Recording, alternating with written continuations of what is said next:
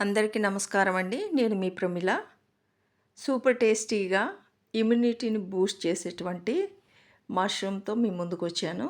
ఈరోజు నేను mushroom masala curry చేసి చూపిస్తానండి.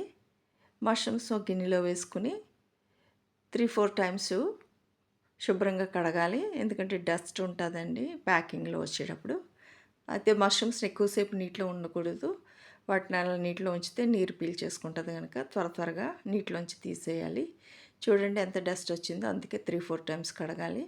వీటిని వెంటనే డ్రై క్లాత్ మీద వేసి తడంతా తుడుచుకోవాలి. తడిపోయేంత వరకు తుడిచి వాటిని చిన్న చిన్న ముక్కలుగా కట్ చేసుకోవాలి.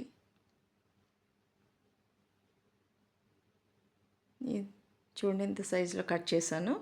అలా కట్ చేసుకున్న వాటికి మసాలా పెట్టాలి. ఉప్పు 1/2 స్పూను, పసుపు 1/2 స్పూను, కారం 1 స్పూను, మిరియాల పొడి 1/2 స్పూను, కసూరి మెంతి 1/2 స్పూను, పెరుగు 2 స్పూన్లు, అల్లం వెల్లుల్లి పేస్టు 1/2 స్పూను.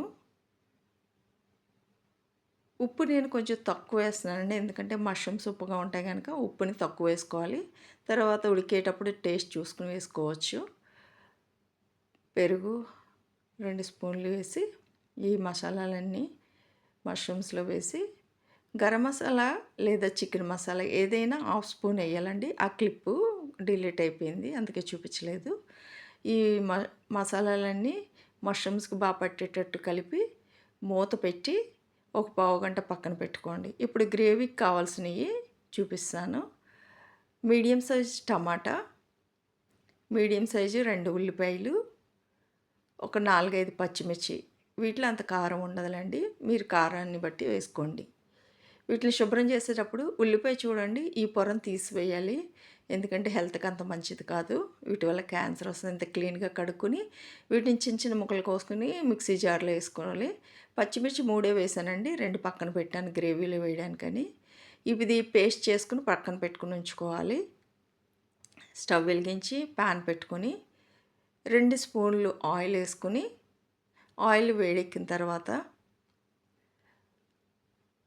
ఉల్లిపాయ టమాటా పచ్చిమిర్చి పేస్ట్ చేసాం కదా, దాన్ని ఆ పేస్ట్ తీసుకొచ్చి ఆయిల్లో వేసి మొత్తం ఆయిల్ అంతా కలిసేటట్టు ఒకసారి తిప్పి మూత పెట్టుకొని ఉంచుకోండి. మధ్య మధ్యలో చూసుకుంటూ ఉండాలండి, మళ్ళీ అడుగంటేస్తుందేమో, అందుకని మరొకసారి మూత తీసి చూసి కొంచెం ఆయిల్ అంతా కలిసేటట్టు మరొకసారి కలపాలి. ఇప్పుడు పచ్చిమిర్చి 2 ఉంచాను కదా, వాటిని కట్ చేసి ఈ గ్రేవీలో వేస్తున్నాను. అంతా కలిపి మళ్ళీ గ్రేవీలో మూత పెట్టి కొద్దిసేపు చూసాను.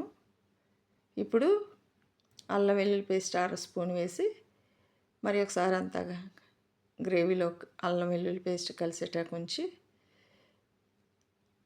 పచ్చివాసన పోయేలాగా కొద్దిసేపు ఉడకాలండి. చూడండి ఆయిల్ సపరేట్ అవ్వటం మొదలుపెట్టింది. మూత పెట్టి ఈ లోపల గ్రేవీకి కావాల్సిన మసాలాలు ఒకసారి చూద్దాండి. ఉప్పు 1/2 స్పూను, పసుపు 1/2 స్పూను, కారం 1 స్పూను, ధనియాల పొడి 1/2 స్పూను, జీలకర్ర పొడి 1/2 స్పూను, చికెన్ మసాలా 1/2 స్పూను, యాలకుల పొడి చిటికెడు. చూడండి ఇవన్నీ కలిపి ఈ గ్రేవీలో వేసుకుని మొత్తం కలిసేటట్టు మరి ఒకసారి గ్రేవీని కలపాలి. ఇలా మొత్తం మిక్స్ చేసి కొద్దిగా 2, 3 స్పూన్లు 3 స్పూన్స్ వాటర్ వేసాను, ఎందుకంటే ఈ మసాలాలు పచ్చివాసన పోయేటట్టు మరొకసారి గ్రేవీ అంతా కలిపిన తర్వాత ఉడకడానికి మూత పెట్టి ఉంచాను. మూత తీసి చూస్తే ఇలా ఉంది, ఉడికింది. నీరు అంతా ఆవిరవుతుంది. ఇప్పుడు కొంచెం కరివేపాకు వేసుకొని మూత పెట్టాను.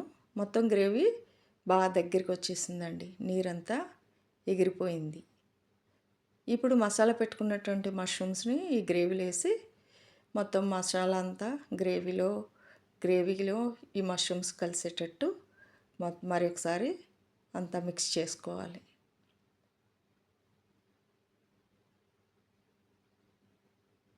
మూత పెట్టి ఒక 2 నిమిషాలు ఉంచాలండి. మీడియంలో ఫ్లేమ్లో పెట్టి ఉడకనివ్వాలి. చూడండి వాటర్ వచ్చింది.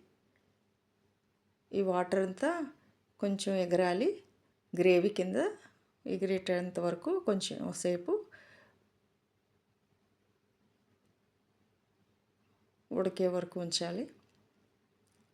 ఇది వైట్ రైస్లోకి, చపాతీ, రొట్టెలోకి చాలా టేస్టీగా ఉంటుందండి.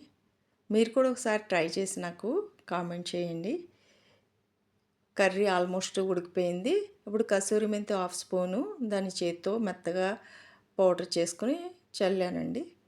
ఇది దింపే ముందు కొత్తిమీర కూడా వేసుకుని స్టవ్ ఆఫ్ చేసి